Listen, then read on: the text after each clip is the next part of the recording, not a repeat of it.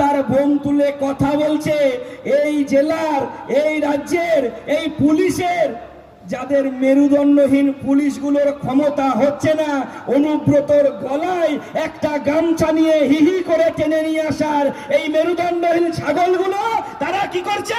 বলছে আমাদের মাইক খুলতে হবে। আরে কারণ বাপের টাকায় মাইক লাগানো হয়নি।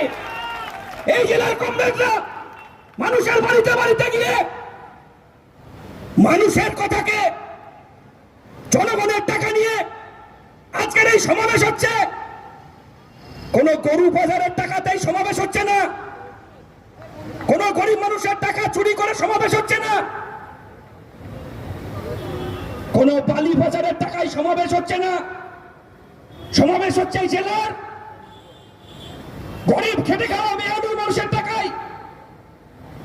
তারা বলছে আমাদের মাইক খুলে দেবে, আমাদেরকে নাকি মাইক খুলতে হবে। মনে রাখবেন, কারোর পারমিশন লাগে না। আমরা ইনসাফ সভা করেছি, কোন পুলিশের পারমিশন লাগেনি। পারমিশন ওদের কাছে কিসের জন্য নেব? জনগণ রাস্তা তৈরি করেছে, আর এই জনগণের রাস্তায় জনগণের দাবি নিয়ে আমরা কথা বলবো। পুলিশের বাপের হিম্মত থাকলে আমাদের সমাবেশকে বন্ধ করে দেখান।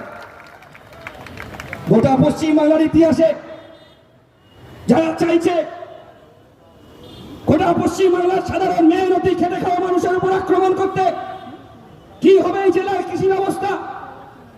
যখন আলুর চাষিরা ফসলের দাম পাচ্ছে না, সারে কালোবাজারি, প্রতিদিন গ্রামগুলো ধ্বংস হয়ে যাচ্ছে, গ্রামের অর্থনীতি প্রতিদিন ভেঙে পড়ছে, কি হবে? একটা সময় বামপন্থী ফ্রন্ট সরকার আসার পরে